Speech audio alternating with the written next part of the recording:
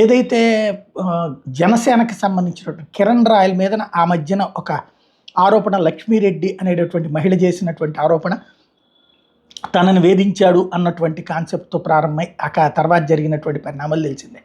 అయితే అతన్ని పార్టీ నుంచి పక్కకి పంపించడం, సస్పెండ్ చేయటం ఇవన్నీ జరిగినాయి. అయితే అతని అభిమానం, పవన్ అభిమానం, మెగా అభిమానం అయితే పోయేదేం లేదు.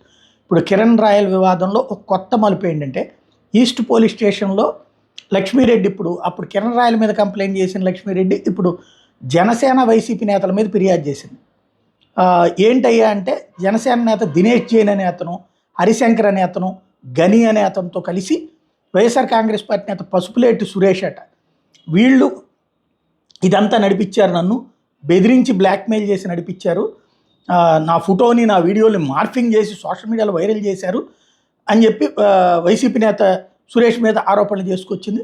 సురేష్కి జనసేన నేతలు దినేష్ జైను, గని, హరిశంకర్లు సహకరించారంటూ ఆరోపించుకొచ్చింది. సోషల్ మీడియాలో ఉన్న మార్ఫింగ్ ఫోటోలు, వీడియోని డిలీట్ చేయాలని తను కోరిందట. డిలీట్ చేయమంటే సైలెంట్గా ఉండాలని జనసేన వైసీపీ నేతలు బెదిరిస్తున్నారంటూ లక్ష్మీరెడ్డి ఆరోపించుకొచ్చింది.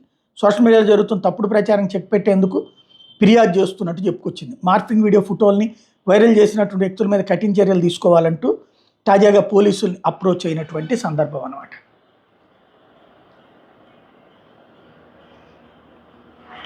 ఆమె ఇచ్చినటువంటి కంప్లైంట్కి సంబంధించి తాజాగా ఆ కంప్లైంట్ కాపీలను కూడా రిలీజ్ చేసుకొచ్చింది.